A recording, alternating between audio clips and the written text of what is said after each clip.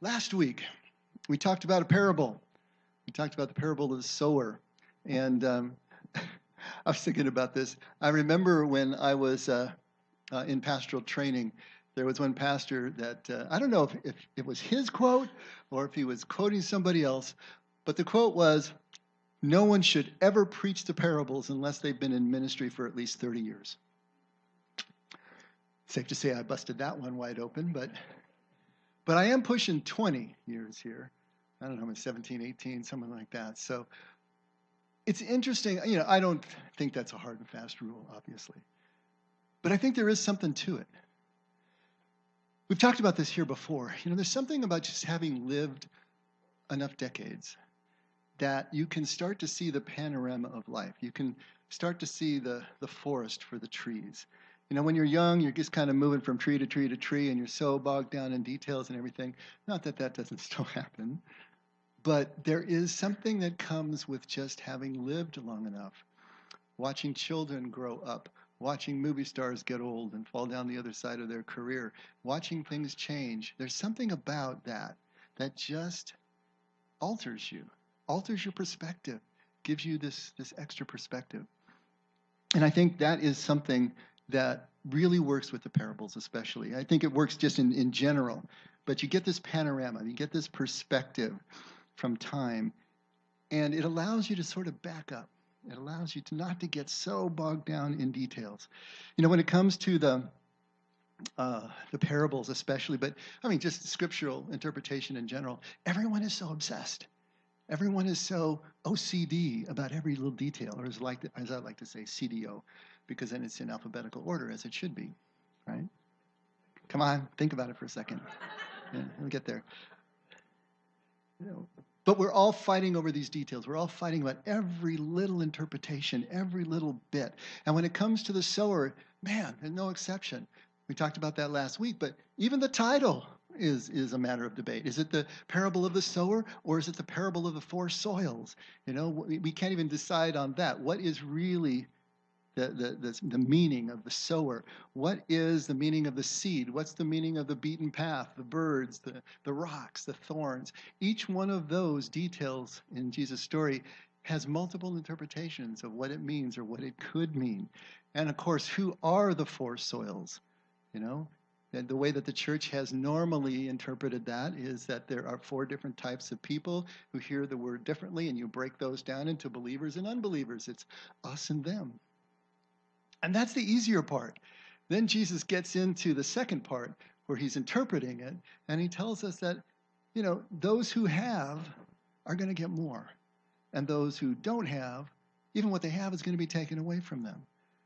And why do I speak in parables? Because, then those who don't see aren't going to see, and those who don't hear aren't going to hear. And it sounds exclusive. It sounds condescending.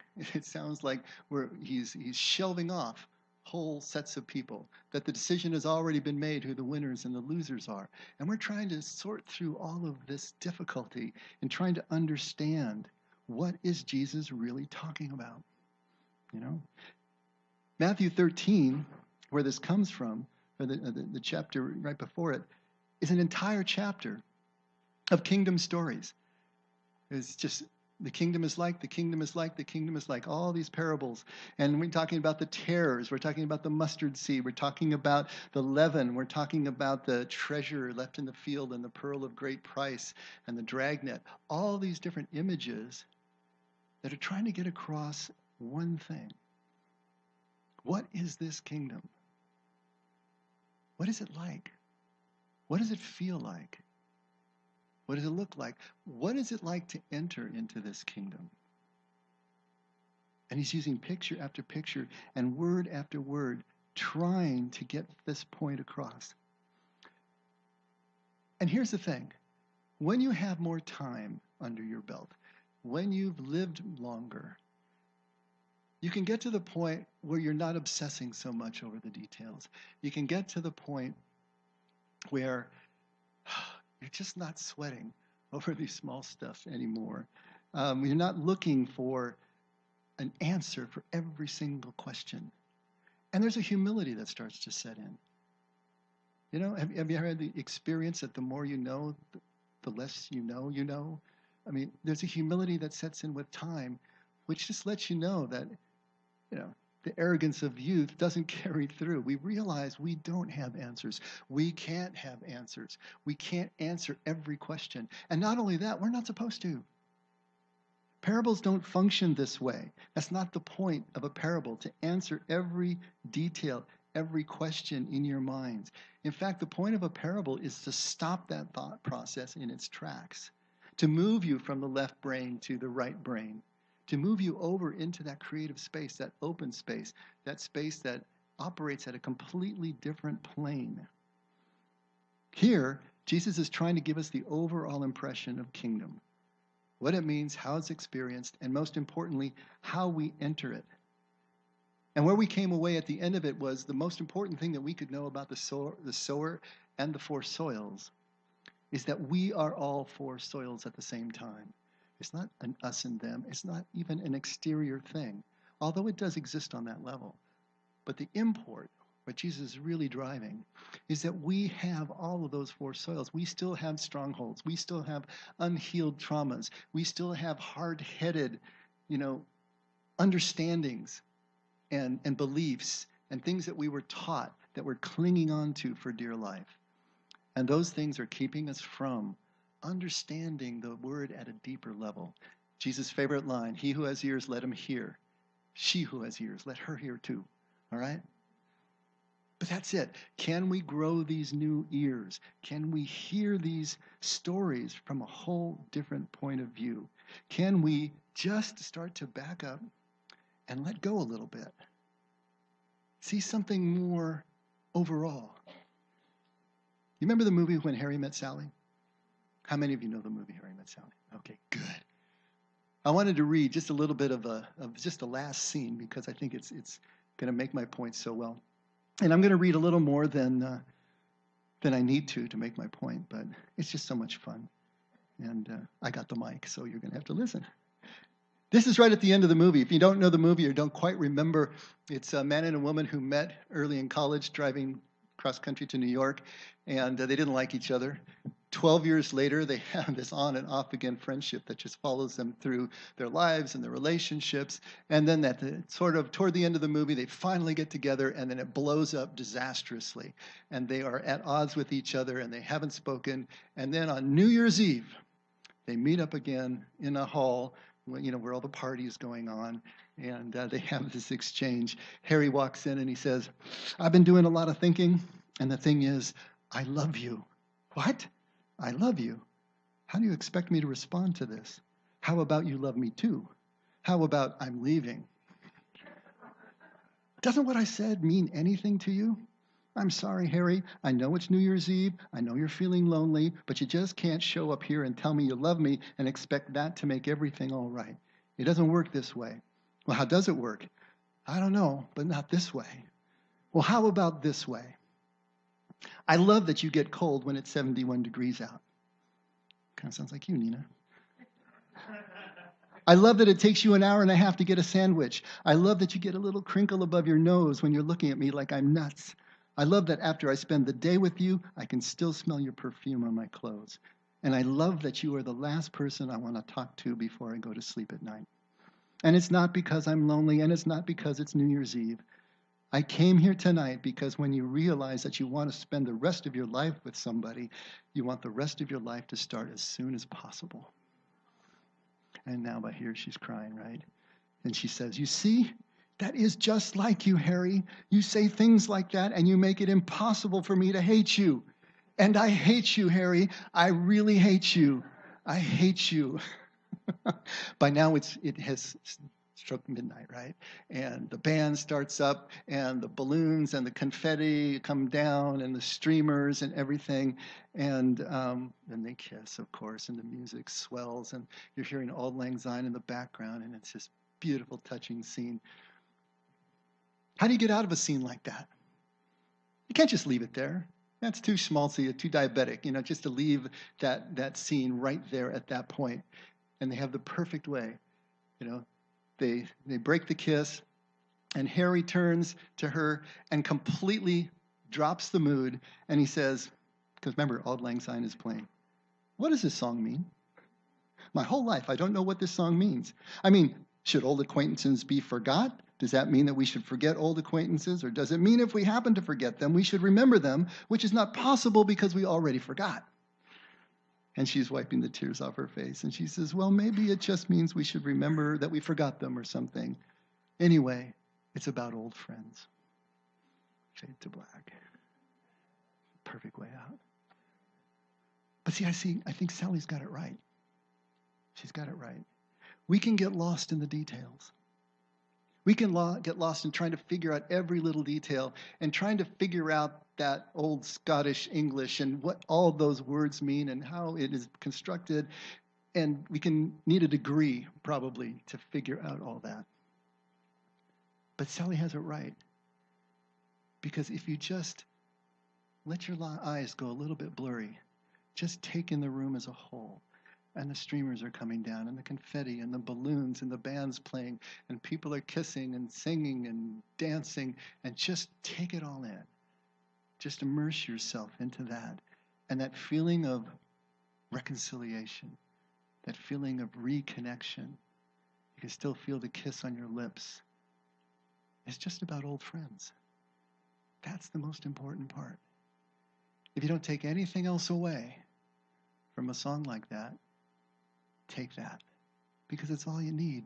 That is just enough for us, if we will let it be just enough for us. So Wednesday night in the book study, we tackled another parable. And if you think the parable of the sower was difficult, wait till you get a load of this one. We left everybody less than satisfied that night, didn't we? Because this is one of the more difficult parables that Jesus ever delivered. And if you're not familiar with it, it's the one that is the parable of the unjust steward. How many of you know that one? Okay, well then you're going to hear it here first. Take a look at Luke 16, starting right at verse 1. I'm just going to read this through and just kind of let it wash over you and see what you think. Now he, Jesus, was also saying to the disciples, there was a rich man who had a manager. And this manager was reported to him as squandering his possessions. And he called him and he said to him, what is this I hear about you? Give an accounting of your management, for you can no longer be manager. The manager said to himself, what shall I do, since my master is taking the management away from me? I am not strong enough to dig, and I am ashamed to beg. I know what I shall do, so that when I am removed from the management, people will welcome me into their homes. And he summoned each one of his master's debtors. And he began saying to the first, how much do you owe my master? And he said, 100 measures of oil. And he said to him, take your bill, sit down quickly, and write 50.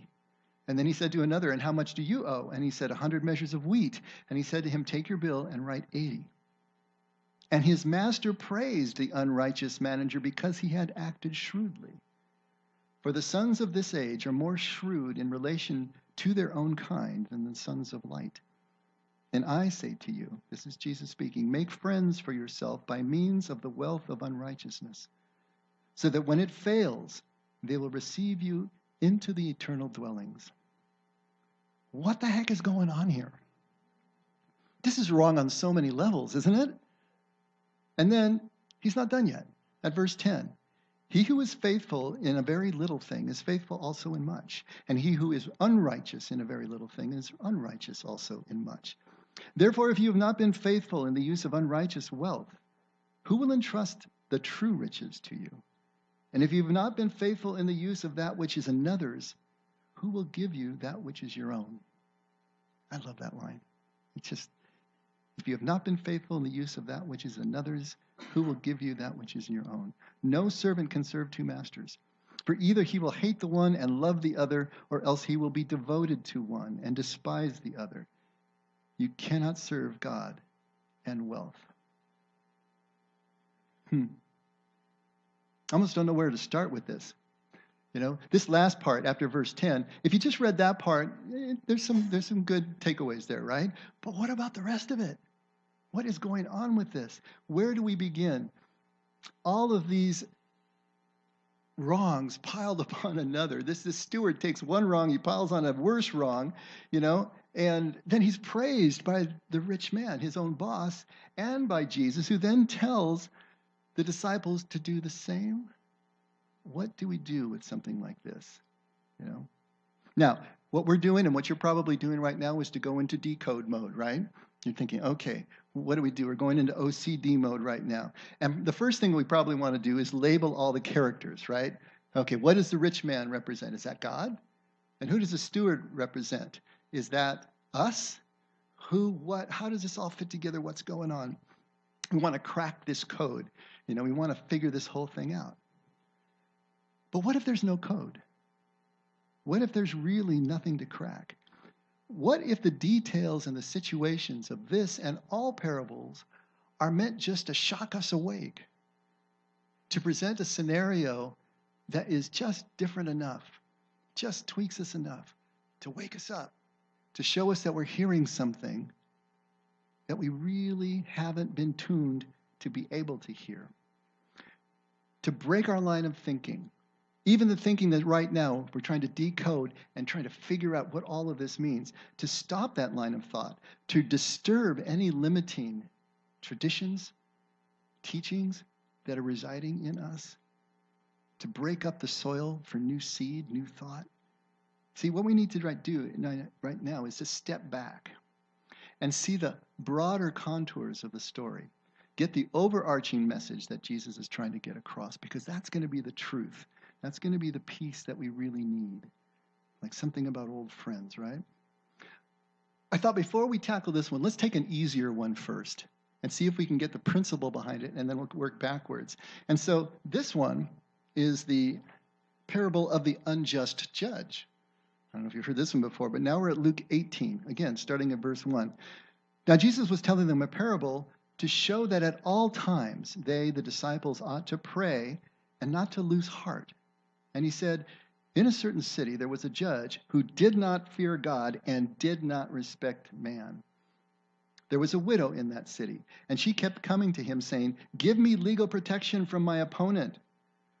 For a while he was unwilling, but afterwards he said to himself, even though I do not fear God nor respect man, yet because this widow bothers me, I will give her legal protection. Otherwise, by continually coming, she will wear me out. And the Lord said, hear what the unrighteous judge said. Now, will not God bring about justice for his elect who cry to him day and night? And he will delay long, and will he delay long over them? I tell you that he will bring about justice for them quickly. However, when the Son of Man comes, will he find faith on earth? So, again, we have the situation where we have a judge, and the technical term for him is he's a jerk, right? But he does the right thing for the wrong reasons. And Jesus is trying to make a point here. Now let's take the context. What's the context that Jesus is laying out before, or the evangelist lays out before Jesus gives this parable? He was talking to them about not losing hope. He was talking to them about continuing to pray, continuing to stay connected to God, even though their circumstances were really difficult. And they obviously were. We don't know the situation, but they were difficult. And he says, don't lose hope. Keep praying. And so he gives them this strange story, though. And again, we go into decode mode. Who is the judge? Is the judge God? Are we the widow again? We want to try to figure out and work this out somehow. How could it be? How could we say that the judge is God? Is God indifferent to us? Is he indifferent to our situations? Does God need to be nagged in order to hear our prayers? In fact, Jesus says exactly the opposite at Matthew 6, doesn't he? When he's giving us the Lord's Prayer, doesn't he say, hey, don't be like the Gentiles who use all of these words and repetitious phrases. He says, bring your prayer down. You don't need to use all these words to get God to hear you. In fact, God knows what you need before you even ask him. So we got to think about these things. We got to broaden the scope. We got to move back and see the contours, not only of the story, not only of the chapter, not of the book, but of the entire New Testament, of the entire Bible, because any interpretation we come up with can't violate another truth that's been given to us. And so again, it's pulling back, not getting so lost in the trees. In fact, this whole argument, this whole story is what the rabbis called Kal Vachomer. Kal Homer literally means light and heavy. It was a traditional rabbinical teaching technique or a way of making an argument. It means light and heavy. And so the idea is if something is true in a light or small instance, then it's even more true in a heavy instance or a big instance. And Jesus uses this argument over and over again as part of his teaching technique as well. Remember when he said, consider the birds of the air? You know, look, they don't toil, they don't store up in barns, and yet my Father feeds them. How much more valuable are you than they? That is the classic Kal Homer argument. How much more is the dead giveaway? You don't always get that, but if you get that, it's Kal Homer. So, got the birds, that's the light. How much more you, that's the heavy. He talks about the grass of the field. Look how it's clothed. Solomon in all his splendor didn't have clothing like this. How much more will your Father in heaven clothe you, O you of little faith? Kal Homer. Jesus is doing the same thing here, right? Here you have a judge, an unrighteous judge, someone who is doing something for the wrong reason. How much more will your Father in heaven care for you? If you don't get anything out of this story, take this one kernel with you, and you can find it at Matthew 7:11. If you then, being evil, know how to give good gifts to your children, how much more will your Father who is in heaven give what is good to those who ask him? Kal Homer, right? But that's the kernel of what's going on here. Jesus is just trying to give a warm encouragement. He's trying to instill in his people, in his disciples, in his friends, this underlying belief, this conviction that no matter how bad things get, God is right here, as close as your next breath. Don't drop your connection with him because it's difficult. Stay connected. And then he tells this strange story that kind of breaks them, rattles them, brings them right out of everything that they are thinking about, all of the stuff that's spinning in their head. Think about you when you have something that's really eating away. Are you really present? Are you able to break through any of that? Here's Jesus breaking them through with a strange story that's giving them this really hopeful message. And even if we say that, we understand that, and that this is the kernel of the truth, then what do? We go right back into detail mode, right back into the putting our face against a tree and saying, well, he said right there that if we pray, God is not going to delay in giving me what I need in my prayer, and how long is that going to take? You know, and then we're right back to missing the point. The prayer that Jesus is talking about is the connection with the Father. It's not just the supplication. It's not just the change of circumstances that you want or need. Don't break the connection, because everything will be all right, ultimately, in the end, even if it's not changing on our timetable. And again, we need to pull back. What is Jesus trying to do here? What is he trying to give his people? So let's go back to the unjust steward. Now, the rich man is not going to be God, and the steward is not going to be us. We need to pull back again from the details and start to get the lay of the land. Let's get the context again. Let's find out what's going on here. Jesus is talking to his disciples. He's talking to his followers, but he knows that the Pharisees and the scribes are listening, and they're not listening in a neutral way. They are angry. This is late in the game. You know, this is Luke 16. This is late in the game. The Pharisees have already gotten to the point where they're realizing they're going to have to kill this guy. They're going to have to get him gone because he is chipping away at the foundation and the source of their power. And so they are listening, but they're listening to try to trip him up. They're listening for evidence that they can use against him. And so he's speaking to his disciples, but he knows that they are listening. It comes right in the middle of a series of 5 or 6 chapters in Luke, all strung together, of Jesus teaching with the Pharisees and the disciples present. And so there's this ongoing controversy. And many of the stories and the teachings that Jesus gives is pointed. And it's double-edged, that it's teaching the people that are open to it, and it's also slashing away at the people who are not. Because he has to make that contrast between what they're doing for power and control over the people and what Jesus is trying to do to liberate the people, to take out the middleman, All right, so there's this section of chapters here which he's doing all of this. Chapter 15, the chapter just before, the whole chapter is just 3 parables. It's the parable of the lost coin, the lost sheep first, the lost coin, and then the lost son that we typically call the prodigal son, which really should be when dad acts like mom. That would be a better title for it. But we got 3 parables there. And what are those parables doing? You've got the Pharisees who are stuck because they are right at the top of chapter 15. They're saying, what are you doing eating and drinking and hanging out with sinners? See, now to a Pharisee following the law and following their own tradition, what does the name Pharisee even mean? Did you know that? Pharisoi in Greek, but in the Hebrew, it simply means separated ones. These are the clan, the brotherhood that separated themselves from anything that they saw as illegal, anything that they saw as unlawful, unpure. These are the ones who would cross the street so that their own robes didn't brush against someone who stood outside the law, a sinner in their eyes, because then they would be ritually unclean according to their own rules and would have to go through this ritual cleaning again, this purification rite. They're the separated ones. They are criticizing Jesus for hanging out with the sinners on and on again. But that's the context for all of chapter 15. And so Jesus gives us these 3 beautiful parables.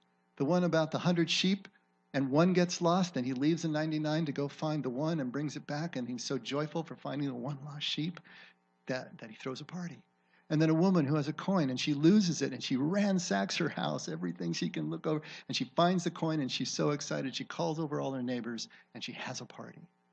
Do you see how Jesus is using these parables, not detail by detail, in any kind of legal or linguistic way, but just trying to get the sense of what it's like for one person, no matter who they are, how much they've strayed or become lost, to return to the fold. And then, of course, the prodigal son, probably the pinnacle of Jesus' expression of how God feels about every single one of us, no matter how impure, how dirty, how far off track we think we've gotten. Nothing ever changes in terms of God's relationship. 3 parables addressing that. Then we move to chapter 16.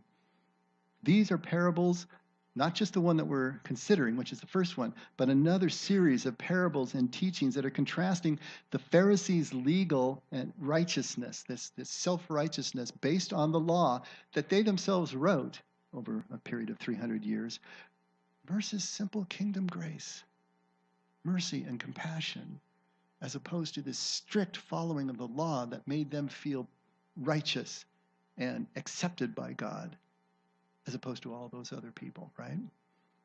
And so this is the context that Jesus is speaking in. He's trying to teach his disciples the balance between the law and mercy and grace and compassion.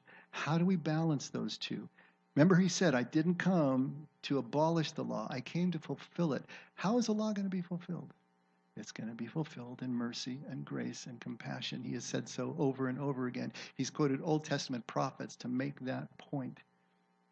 We don't throw the law away. We still follow the law, but the law becomes perfected in our hearts when it transforms us so that our every action is motivated not by legal obedience, but by the mercy and compassion that is generated in the connection with whoever happens to be standing in our path. He's trying to get this balance across to them. How is this going to work? I mean, the parable itself, you heard it, it almost defies any sort of rational explanation. There's so many competing interpretations. Some say that the rich man, the master, was corrupt anyway, and all his wealth was corrupt. And so that the unrighteous servant, the manager, was justified in stealing from him. I suppose both before and after he was found out. There's some that say the unrighteous steward would have repaid the difference, the discount that he was giving his creditors. He would have paid that back in himself. Doesn't support it anywhere there, but it kind of helps to make the thing a little more palatable from our own ethical standpoint, right? There are others that say, "Oh no, he just cooked the books. He just wrote that they got paid in full, but he didn't really get paid in full." Everybody has an idea. They're working so hard to make this parable fit what our ethics and our morality demands, rather than let the parable do what it was designed to do, which is to challenge, shatter what we think we know in order to get something brand new across. Many debate over the meaning. Most of the debate of this parable is over the meaning of unrighteous mammon. What does that even mean? Now, most scholars are at least unified in what mammon means. Mammon is usually translated as wealth, right? And we think of it as physical wealth, as money or something that has some kind of financial value placed to it. But the meaning goes deeper than that, both in the Greek and in the Aramaic. Mammonas, or Mammona, was the name of a Canaanite deity. It was the goddess of wealth, but became known as the goddess of greed or avarice. And so it was more than just money, because money or wealth is neutral. It doesn't have any kind of moral valence. It's not money that's the root of all evil. It's the love of money that's the root of all evil. It's like that in Paul. Same thing here. And so Mammona was the goddess of avarice and greed. What mammon or Mammona had come to be understood in the way that it was used by the people at this time was that mammon was anything that you piled up in your life, anything that you accumulated in your life that came to define you. That's an important distinction. It's what you're identified with. It's what you're clinging to. It's what you trust in. It's where you get your sense of not only identity, but your sense of security from. This was the idea of mammon. And scholars are pretty much unified on that understanding. But when it comes to unrighteous mammon, it's kind of a street fight, all right? Most commonly, the idea is that unrighteous mammon is mammon that was unrighteously obtained. Think about it. It was stolen. It was the result of unfair lending practices, usury. It was the result of unfair rental practices, which was rampant in the ancient world. For rich men to buy up tracts of land and housing more than they could ever use, which is also prohibited in the Old Testament. They'd buy up these tracts of land and then they would rent them out to the poor. And if they couldn't pay, how did you pay in the first century? These poor people, they didn't pay with money. They were paying with their crops. What if their crops failed? What if they didn't get as much as they needed? Then he would either take the property back and evict them, or add it to take all the crops so that they had no sustenance, and then add the bill to the next crop season. I mean, that was another way of unfairly, unrighteously getting your mammon. There was also political graft, cozying up to the Romans, taking money, taking bribes, anything that you can think of. Anything that was unrighteous or corrupt in the obtaining, that was considered unrighteous mammon. But there's another Hebrew understanding that I think is much more important. And it's interesting that I don't hear this one as often. Not that unrighteous mammon was unrighteously obtained, but that unrighteous mammon was wealth that was unrighteously retained. Think about the difference between that for a second. It's not about the fact that you are wealthy, the fact that you have money, but that you don't let those riches flow out to the people who need them. You dam up the stream. You put everything in banks and in silos, and you don't let it go out. The way that was the ideal lifestyle for Israel from the prophets on was this notion of daily bread, which Jesus says plainly in the Lord's Prayer. This idea that we had bread just for the day, that we had just enough for the day, and everything else could flow through us. That's the idea of it. We don't dam things up. We get what we need. We trust the source will keep flowing, and then we let it flow to the people who need it. It's stated perfectly at Psalm 30. See if I can find that. Psalm 30, verses 8 to 9. Take a listen. Give me neither poverty nor riches. Feed me with the food that is my portion, that I be not full and deny you and say, who is this, Lord? or that I be not in want and steal and profane the name of my God. Do you catch what they're saying here? I don't want to have so much or be so full that I have a sense of my own independence, that my sustenance comes from what I have in my barns, because then I deny you, Lord. Who are you? I have my stuff. I don't need you anymore. Or that I'm so in want that I steal and do the things that would profane the name of God by taking from a neighbor just enough. Daily bread. That's the idea. So any mammon that was held and accumulated and wasn't allowed to flow was considered the unrighteous mammon. And so the steward here is, like the judge before him in the other parable, is doing the right thing for the wrong reason. It's a self-centered reason. But if the rich man was corrupt, if the rich man, even if he wasn't corrupt, if he had all of this wealth that was not flowing to the people who needed it, this is what the steward was doing. He was letting it flow. He was giving discounts that weren't going to hurt the manager. He had enough. He had accumulated more than enough. But he was doing it for the wrong reasons. Right? Jesus admits the wisdom of this. The manager, who is the one who is getting shafted here, he admits the shrewdness of it and commends him for it. But Jesus commends the servant in a very interesting way. He puts it in a very narrow context. He says, the sons of this age, are more shrewd in relation to their kind. Okay? He is taking this action and putting it in a very narrow context. It's about this age. It's about this type of people. As they're working this world system, as they're working in this financial area, these men know the game. They know the ropes, and they operate much more shrewdly than do the sons of light. This is what he's trying to get across to them. They will make friends by means of the unrighteous mammon, so when it is failing, when it fails or you fail, they will receive you into eternal dwellings. He's changing the context now. It's not about external systems or world systems. Now it's inward systems. It's spiritual systems. It's between God and us. So he's taking two systems and comparing and contrasting them. This is the way it works in the world. These are the guys who are shrewd, much more shrewd than we are, because our ethics wouldn't even allow us to do that. But do the same thing over here in spiritual matters.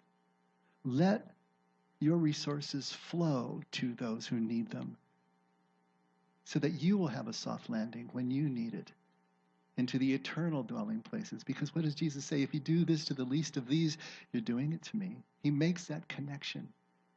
But we have to make the switch in context that Jesus is trying to move us back and forth. And then when you read at verse 10 again, this wrap-up that he does, all of them are Kal Vachomer arguments, aren't they? He who was faithful in little things is faithful also in much. He who was unrighteous in little things, unrighteous also in much. Light and heavy, light and heavy. Therefore, if you have not been faithful in the use of unrighteous wealth, who will entrust the true riches to you? The true riches, of course, are kingdom itself, the spiritual connection, light and heavy. And if you have not been faithful in the use of that which is another's, who will give you that which is your own? Each one of those, Kal Vachomer, trying to get that truth across in a way that we can understand. No servant can serve two masters, for either he will hate the one and love the other, or else he will be devoted to one and will despise the other. And so, if you didn't get any other message from all of that, get this one thing, okay?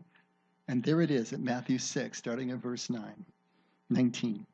Do not store up for yourselves treasures on earth where moth and rust destroy and where thieves break in and steal, but store up for yourselves treasures in heaven where neither moth nor rust destroys and where thieves do not break in or steal. For where your treasure is, there your heart will be also. That's the thrust of the whole thing. Did we really have to go through all of that to get to that? Yeah, kind of fun in a way. But if you just give the moral of the story, if you just give the punchline, and you haven't actually taken the thought journey, you actually haven't moved through all this, it hasn't tweaked you and outraged you and disturbed you and caused you to have to think through it, do you think that truth is going to be thrust as deep a conviction as it will be when you have? See, this is what parables do. It's not a code to be cracked. It's a journey to be taken. And we need to realize that there are going to be questions and dots that just don't quite connect. And we got to be okay with that. Can we be okay with that? Can we just let that go? Well, for some of you, not so much, I suppose. I'm sure there are so many questions and a lot of maybe unsatisfied feelings still lying on the table. So here's the thing. Let them lie. Get to the crux. Get to the heart of the matter. The whole point is for us to move from the legalism of the Pharisees, the legalism that is so ingrained into each one of us, the left brain thinking that everything has to line up, everything has to have a resolution, and just move over to the free flowing grace of kingdom, of just somehow being immersed in the process. And that all starts right now with these parables themselves, understood this way, to step out of OCD mode, out of judgment mode, out of comparing and contrasting and constantly trying to figure things out, and just immerse. To be okay leaning into the shock and the awe and the outrage and the disturbance, and not try frantically to try to make it all go away, to try to balance it and get back into equilibrium, because you just can't stand that feeling of not knowing, that feeling of disturbance. Let it do its work. Yeah. Pretend you've got 30 years under your belt and that you can see the panorama of this. You can see the contours of it. You can see how it connects. And have the humility to admit, we just aren't going to understand it all. We're not going to have it all figured out. And it doesn't matter. It doesn't matter. And when we're finally finished asking all of our specific questions, when we finally lay down the need to have it all figured out, all tied up with a bow and resolved, then we can finally just say, what does this song mean? My whole life, I don't know what this song means. And then we can get to the point where we just relish the kiss. We immerse ourselves back in the reconnection, the reconciliation, the embrace, right? And realize that it's just about old friends, and that will be just enough for us. Let's pray.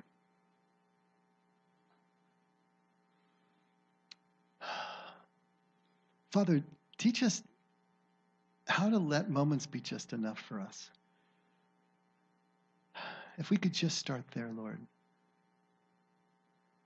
Letting the moment be enough. Stopping the mechanism of comparing and contrasting and stepping outside of moments, but just let them flow in and through us. Help us to just be more present. Help us to see that our contentment and our intimate relationships are not based on figuring things out, but in allowing ourselves to submit to them, to be covered by them, to be transparent and vulnerable within them. Help us to change our whole mode and way of dealing with our moments and our lives and our relationships, and with you, Father. Father, we love you. Help us to see that our love isn't based on what we think it is, and allow your word to move us wherever we need to go. Thank you, Lord, once again for everything that you've given us, all we need to make this moment perfect. Never let us forget that we can only love, we can only do any of this because you did it first, to our benefit in your mercy and grace, and in Jesus' name. Amen. Hey, let's all stand.